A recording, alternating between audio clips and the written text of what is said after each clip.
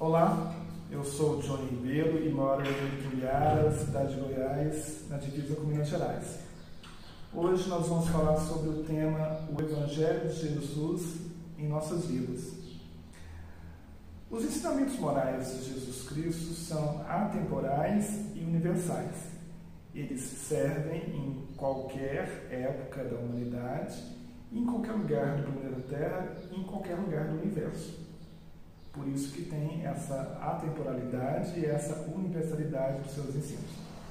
E foi por isso que Allan Kardec, o codificador do Espiritismo, orientado pelos bons espíritos, sob a coordenação de um espírito de verdade, decidiram trabalhar em um Evangelho segundo o Espiritismo os ensinamentos morais de Jesus Cristo, como uma base para o entendimento. O Evangelho segundo o Espiritismo é uma das obras da codificação. Foi publicada pela primeira vez em 1864 e traz trechos do Novo Testamento da Bíblia, com passagens dos Evangelhos de Mateus, Marcos, Lucas e João, dos Atos dos Apóstolos e também de algumas partes do Velho Testamento, principalmente no que se diz respeito ao Decálogo, que é os 10 mandamentos de Moisés, entre outras coisas. Tirados desses trechos bíblicos, é feita uma análise pelo próprio Allan Kardec e depois as instruções dos Espíritos, quando os Espíritos assinam com seu nome ou com um pseudônimo, a cidade e o ano. Os médiuns não são acreditados porque a proposta é o ensinamento dos Espíritos. E o estudo de o Evangelho segundo o Espiritismo é muito importante para nós, que somos espíritas, que somos cristãos. Por isso, a gente vai fazer o nosso estudo hoje baseado em perguntas que foram enviadas pelos participantes do Centro Espírita Semeadores do Bem de Itumbiara e também por amigos de outros centros espíritas de Itumbiara e da região. A partir dessas perguntas, a gente vai respondendo algumas dúvidas comuns a todos nós.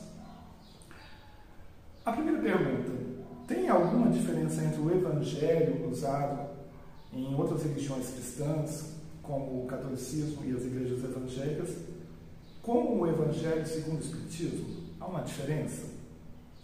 Aí a gente volta à questão dos evangelhos que estão na Bíblia, que são chamados evangelhos canônicos, que é de Mateus, Marcos, Lucas e João.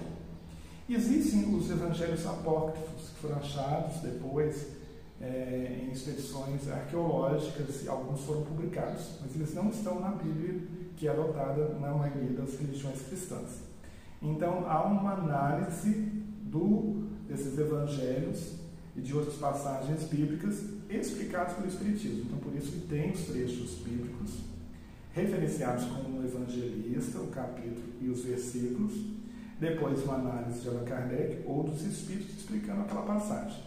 Por isso que é o Evangelho segundo o Espiritismo. É o Evangelho de Jesus explicado, aclarado, destrinchado pelo Espiritismo. Então, eu posso ler os trechos no original da Bíblia? Deve. Nós devemos ler a Bíblia no Novo Testamento. Mas o Evangelho segundo o Espiritismo traz uma contribuição para nós com explicações muito detalhadas de como as coisas se encadeiam, trazendo reflexões muito interessantes para nós, nos pontos que às vezes a gente tinha muitas dúvidas e não conseguia esclarecer corretamente.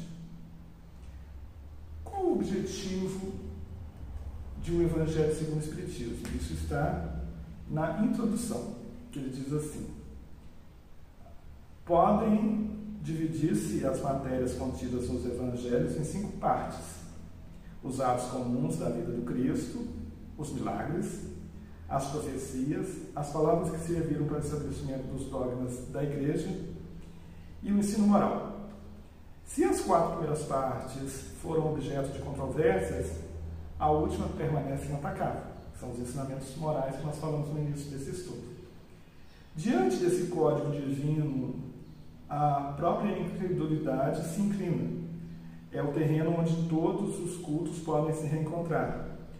A bandeira sobre a qual todos podem se abrigar. quaisquer que sejam suas crenças, porque ela jamais foi objeto de disputas religiosas, sempre e por toda parte levantadas pelas questões de dogma. Discutindo-as, aliás, as seitas teriam encontrado aí sua própria condenação, porque a maioria está mais interessada na parte mística do que na parte moral que exige a reforma de si mesmo. Para os seres humanos, homens e mulheres em particular, é uma regra de conduta abrangendo todas as circunstâncias da vida privada ou pública, o princípio de todas as relações sociais, fundadas sobre a mais rigorosa justiça. É, enfim, e acima de tudo, o caminho infalível da felicidade esperada, um canto do véu levantado sobre a vida futura.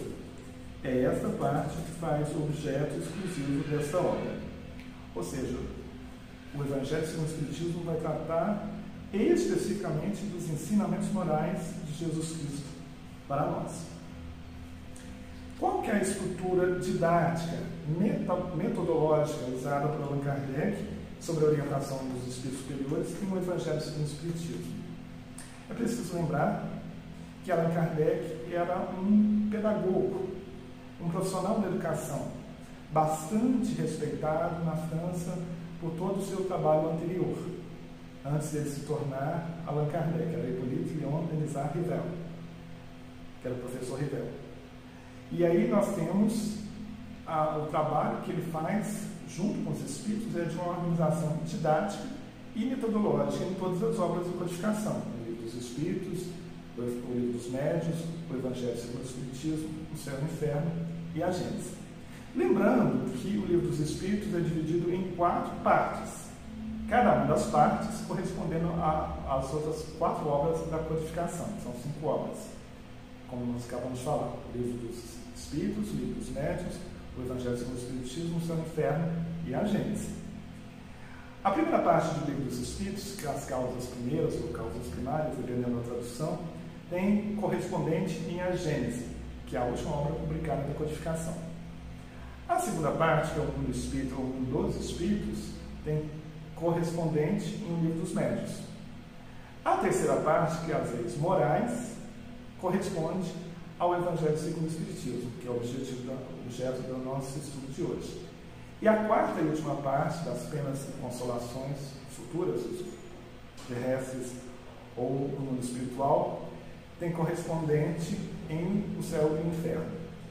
O meu irmão, Marcos Wagner, que mora em Jataí, fez recentemente um estudo por live para os nossos amigos de São Luís de Montes Belos e de todo o Oeste Goiano, e falou um pouco da estrutura metodológica didática usada por Kardec e os espíritos superiores em O Evangelho segundo o Espiritismo. E divide em algumas partes. A primeira parte, por isso é chamada as premissas, a base, os fundamentos, o início, o que dá o alicerce para a proposta do livro, são os 4 primeiros capítulos: que eu não vim destruir a lei, meu reino não é deste mundo, há muitas moradas na casa de meu pai, ninguém pode ver o reino se não nascer de novo. Está construindo aí a base. Por quê? Primeiro ele vem dizer que não veio destruir a lei, mas dar-lhe cumprimento. Porque não veio destruir a lei de Deus. Jesus Cristo veio em pessoa trazer a lei do amor e reformar os costumes até então, que foram trazidos. Então ele não veio destruir a lei. Meu reino não é deste mundo. Quer dizer, o reino de fraternidade, de bondade, ainda não é neste mundo, que é um mundo de expiações e provas. A segunda etapa da categoria dos mundos. Então, o reino de Jesus e, por consequente, de Deus, não é deste mundo ainda. Há muitas moradas na casa de meu pai, falando das moradas espirituais e materiais que existem em todo o universo. Não se haveria vida inteligente apenas na Terra, como alguns até hoje supõem. E ninguém pode ver o reino de Deus se não nascer de novo. Aí, observando, ninguém. Não há exceção. Ninguém pode ver o reino de Deus se não nascer de novo, que trata da reencarnação, explicada em bases bíblicas, porque há uma contestação de outros religiosos de que a reencarnação não está na Bíblia, está sim, principalmente na parte que há o conto de Jesus com Nicodemos, e que é essa parte que está falada no 4º capítulo de Evangelho segundo o Espiritismo: ninguém pode ver o reino de Deus se não nascer de novo. A segunda parte é o consolo, a esperança. Aí são 6 capítulos que tratam das bem-aventuranças. Bem-aventurados os aflitos, o Cristo Consolador. Bem-aventurados os pobres de espírito, bem-aventurados aqueles que têm o coração puro. Bem-aventurados aqueles que são brandos e pacíficos, e bem-aventurados aqueles que são misericordiosos. Não estão todas as bem-aventuranças aqui, houve uma seleção de algumas bem-aventuranças. E aí basta lembrar a fala de Mahatma Gandhi, líder hindu, que dizia que se todos os livros do mundo acabassem e sobrassem apenas o Sermão da Montanha, o Sermão do Monte, com as bem-aventuranças, tudo estaria ali. Veja a importância das bem-aventuranças. E aí, junto com as bem-aventuranças que são selecionadas, a gente vem falar do Cristo Consolador.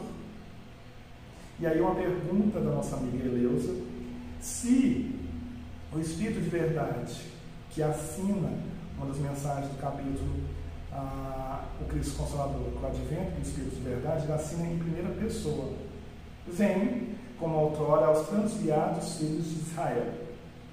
Se essa mensagem é a do próprio Cristo, porque Jesus é o governador espiritual da nossa terra.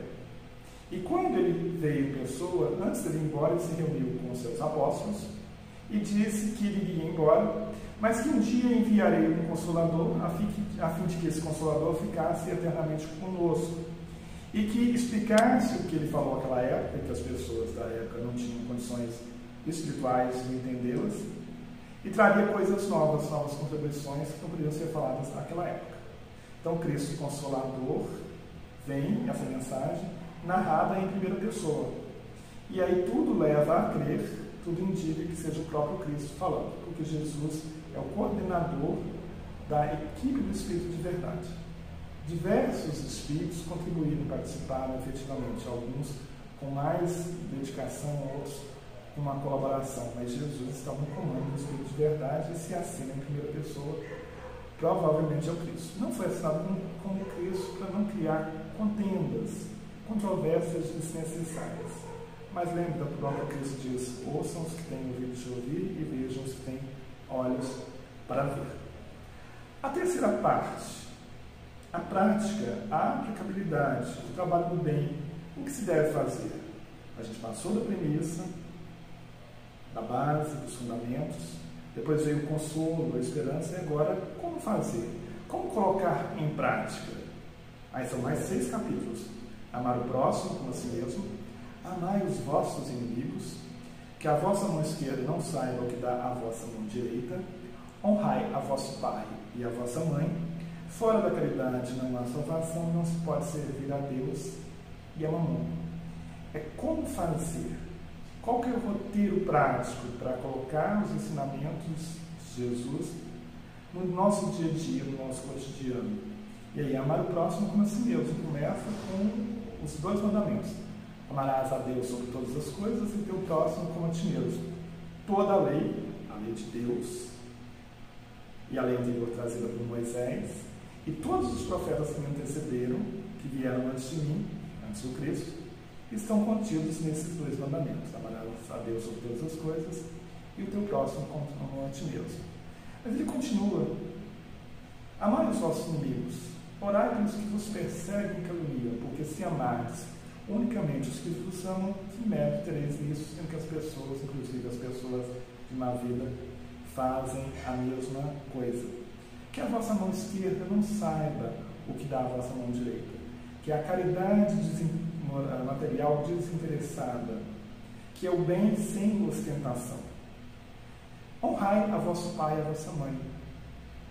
Os compromissos que nós temos com os nossos pais terrestres dessa atual existência. Da mesma forma que eles têm compromisso conosco, ao nos assumir, quando eles nos assumiram como filhos, nós temos compromissos com eles também. Fora da caridade não há salvação, que é o lema do Espiritismo.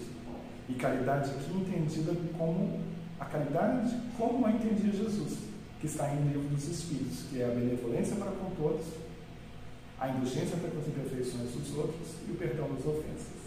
E salvação aqui é entendido como caminho, como trajetória. Então, fora da benevolência para com todos, da indulgência para com as imperfeições dos outros e do perdão das ofensas, não há caminho, não há trajetória possível. E não se pode servir a Deus e a Mamon. Aqui Mamon como caracterizado como o Deus do dinheiro, das coisas materiais. Não se pode servir às coisas espirituais e servir também às coisas materiais. É lógico que a gente precisa ter um equilíbrio para se manter nesse mundo, mas a supervalorização das coisas do mundo pode nos atrapalhar na nossa trajetória espiritual. A quarta parte, o ser humano de bem, o caminho para a perfeição, a perfeitividade, a possibilidade de ser perfeito. Um capítulo apenas, mas um capítulo excepcional. Sede perfeitos. Sede, pois, perfeitos como vosso Pai Celestial é perfeito. É lógico que nós, mesmo quando chegarmos à condição de espíritos puros, perfeitos, nós não seremos como Deus, porque Deus é único. Mas Jesus coloca como um modelo, uma proposta, um caminho para que a gente tente chegar até lá. A quinta parte, que são os complementos ao que nós já estudamos anteriormente. São mais 3 capítulos. Muitos chamados e poucos escolhidos, a fé transporta montanhas e os trabalhadores da última hora. Muitos chamados e poucos escolhidos. Por que alguns são chamados e outros não? A atriz Joana Magalhães dizia que devia ser traduzida essa parte como todos são escolhidos. Desculpe, todos são chamados. Poucos se escolhem, porque a escolha é nossa. A fé transporta montanhas, mas não as montanhas físicas, mas as montanhas das nossas imperfeições morais. Se a gente tiver realmente fé, convicção e colocar essa fé em ação, a gente pode fazer grandes mudanças em nós mesmos. E os trabalhadores da última hora, que lá tem um trecho, que são os obreiros do Senhor, está se referindo a nós, espíritas. São os trabalhadores que estamos trabalhando intensamente no momento de transição planetária na Terra, que o nosso mundo passa da categoria de expiações e provas para a regeneração, e nós, como outras pessoas, temos que trabalhar por isso. E os obreiros do Senhor, quando diz que vamos nos unir, apesar das nossas diferenças, das nossas divergências, em nome da causa de Deus e de Jesus Cristo. A sexta parte, aí vem os alertas, os avisos, os chamamentos. São 4 capítulos. Haverá falsos cristos e falsos profetas. Não separeis o que Deus juntou. Moral estranha e não coloqueis a candeia sobre o alqueire. Haverá falsos cristos e falsos profetas, nos alertando que aparecerão pessoas tentando falsear a proposta cristã. E que nós estejamos atentos para identificar essas pessoas, não compactuar com elas, e para que nós também não sejamos falsos cristos e falsos profetas. Não separeis o que Deus juntou. É um capítulo curto, falando sobre casamento e divórcio, dando uma explicação sobre essas 2 questões para nos amparar as pessoas que vivem aqui hoje, que constituíram a família, seja de que forma ela foi constituída. A moral estranha são aquelas passagens de Jesus que aparentemente são contra tudo o que ele pregou. Mas aí vem explicando o que ele queria dizer com aquelas passagens que são palavras estranhas, ou aparentemente estranhas para nós, mas que elas têm um fundo de verdade se forem estudadas convenientemente. E não coloqueis a candeia sobre o alqueire, quer dizer, não colocar a candeia debaixo de um cesto, colocar no alto. A candeia é a iluminação, como se fosse uma lamparina, um piano de gás, para as pessoas que ainda não conheceram a candeia. Então, coloca a candeia no alto, em cima do candeeiro, para que ilumine a sala toda. Então, leve a mensagem de Jesus para todo mundo, não restrinja a alguns grupos especificamente. E aí, novamente, uma pergunta da Eleusa, que diz assim: por que às vezes Jesus fala de uma forma que parece incoerente, diferenciada de todo o seu ensino? E também, por que Jesus falava por parábolas? Vamos responder pela primeira parte. Por que Jesus falava por parábolas? Porque nós, homens e mulheres que estávamos encarnados na época, não tínhamos a maturidade espiritual para entender. Então era preciso falar com cores berrantes, com exemplos mais fortes, para que nos sensibilizasse e nos chamasse a atenção. E por que algumas passagens são aparentemente diferentes do que ele pregava, que é o que está na moral estranha? Era também para chamar a atenção. Ele não estava se contradizendo, se for analisar, e por isso que esses capítulos são interessantes nas interpretações de Allan Kardec dos espíritos superiores para nos explicar essa questão. Quando ele diz que vai embora, mas nos enviará um Consolador, para que esse Consolador aclare o que ele falou e que as pessoas não compreenderam, ou às vezes até deturparam, e também traga contribuições novas, porque na época ele não podia falar tudo. E o que ele falou era como se nós fôssemos crianças ou pré-adolescentes espirituais e não tivéssemos a condição moral e espiritual de entender. Por isso que ele falava por parábolas e por isso que há algumas situações que aparentemente é contrário ao que ele falou, o que ele pregou, que é a lei de amor. Mas se a gente for analisar, tem uma unidade de princípios nos ensinos de Jesus.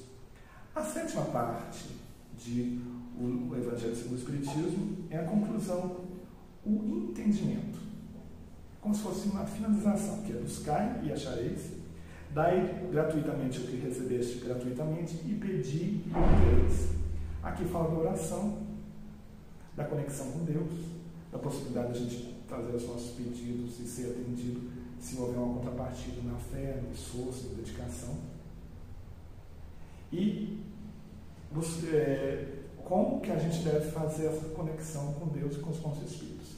E o dai de graça, o que de graça recebeste, ou dai gratuitamente, o que recebeste gratuitamente, é a mediunidade ou os dons que vêm para nós ajudarmos as outras pessoas, sem cobrarmos por isso, nem financeiramente, nem no sentido de reconhecimento. O que eu recebi gratuitamente, eu repasso gratuitamente como um trabalhador de Jesus e de Deus.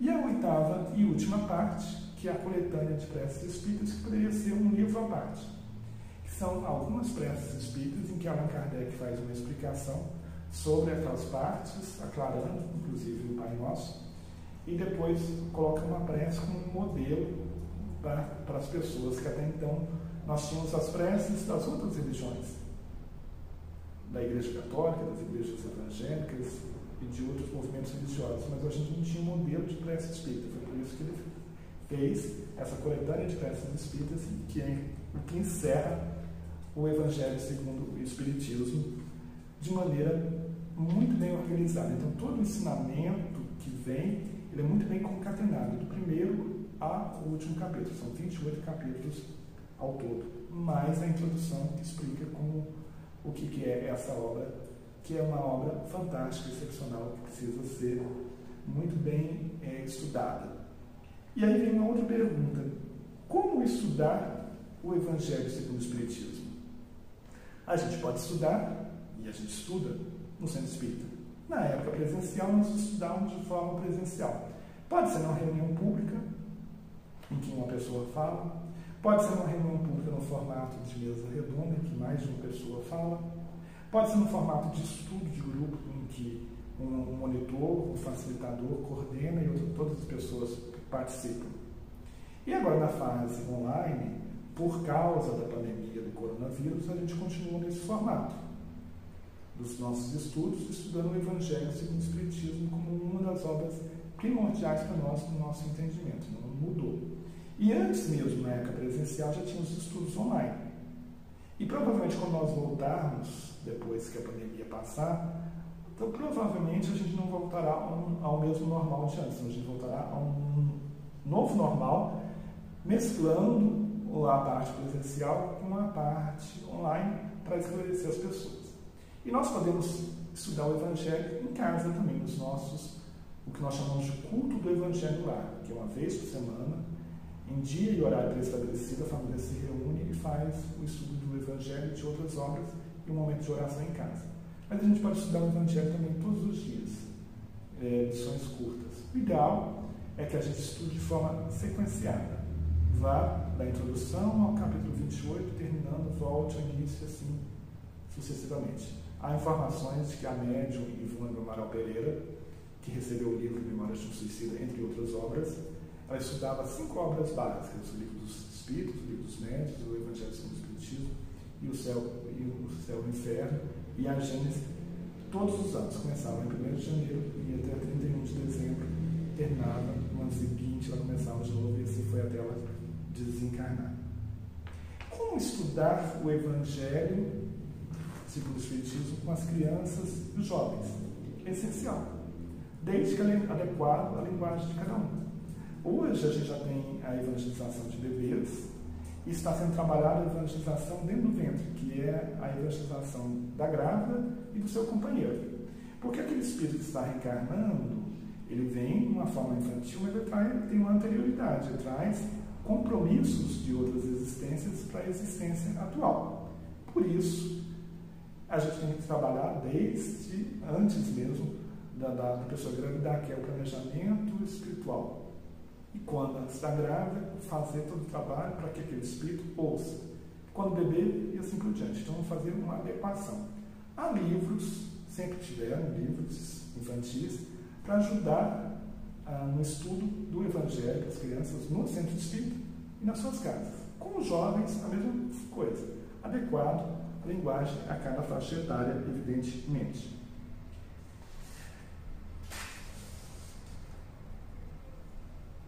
Aí a gente entra numa questão que é a transformação moral, a mudança de hábitos.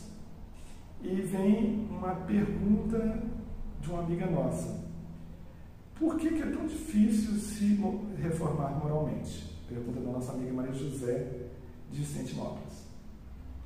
Por que é tão difícil se reformar moralmente? Porque a gente já veio, ao longo das existências, cristalizando vícios, defeitos, fraquezas morais.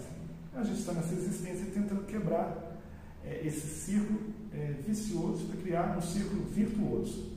Então, realmente não é fácil. Mas é possível graças aos esforços diários. Por isso que se diz no próprio Evangelho segundo o Espiritismo que se reconhece o verdadeiro espírita e, por conseguinte, o verdadeiro cristão pela sua transformação moral e pelos esforços que faz em domar em combater as suas más tendências, as suas más inclinações. E como colocar o Evangelho de Jesus em prática nas nossas vidas, a partir do entendimento que tem nessa obra do Evangelho segundo o Espiritismo? Novamente, o esforço. A gente estuda, se entende, se mobiliza e tenta colocar esse Evangelho nessa prática que a gente tem que ter na nossa vida cotidiana. Lembrando que Jesus cita ao longo da sua trajetória o reino de Deus, o reino dos céus, por várias vezes. Lembrando que o reino de Deus e o reino dos céus deve ser construído dentro de nós. A gente vai construindo isso de forma interna para que um dia, quando a gente chegar lá, na categoria de espíritos puros, perfeitos, a gente possa estar de fato nesse reino junto com os demais espíritos que atingiram essa categoria também. E aí, a gente lembra, para encerrar o nosso estudo, de uma passagem na vida de Eurípides Barçanufo, que foi um pioneiro do movimento espírita no Brasil, nasceu em Sacramento, no Triângulo Mineiro, viveu 38 anos e desencarnou de gripe espanhola em 1918, no final da Segunda Guerra Mundial. A gripe espanhola foi a última grande pandemia antes dessa do coronavírus. Durou de meados de 1918 a meados de 1920. E Eurípides Barçanufo desencarnou por gripe espanhola. Mas antes de desencarnar por gripe espanhola, ele foi um grande trabalhador espírita, extremamente dedicado. E tem uma passagem que diz que ele estava debaixo de uma árvore, no Colégio Allan Kardec, lá em Sacramento, que nós fizemos uma visita no grupo de Itumbiara em 2003, isso há mais de 17 anos. Ele estava debaixo dessa árvore quando ele se viu levado em desdobramento ao mundo espiritual, subindo a regiões superiores bem altas. Quando ele estava num lugar muito alto, ele foi colocado ali e viu de longe uma pessoa, um homem, de cabeça abaixada, chorando. À medida que ele foi chegando, ele percebeu que era Jesus.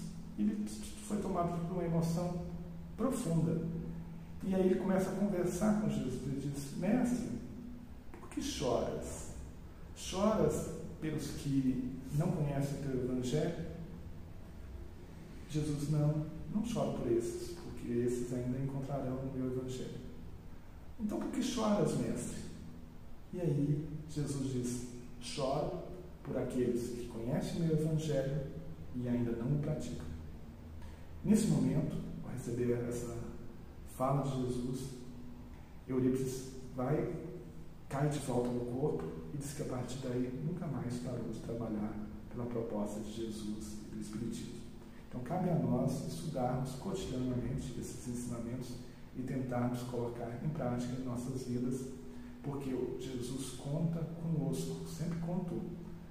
E nós precisamos nos dedicar cada dia mais, de forma intensiva, para que tenhamos uma oportunidade de trabalharmos pela obra de Deus. E trabalhando na obra de Deus, nós refazermos rotas erradas de outras épocas e nos transformarmos para melhor. Que Deus e os bons Espíritos nos amparem, nos protejam, nos fortaleçam e nos abençoe hoje e sempre. Abraço, gratidão a todos.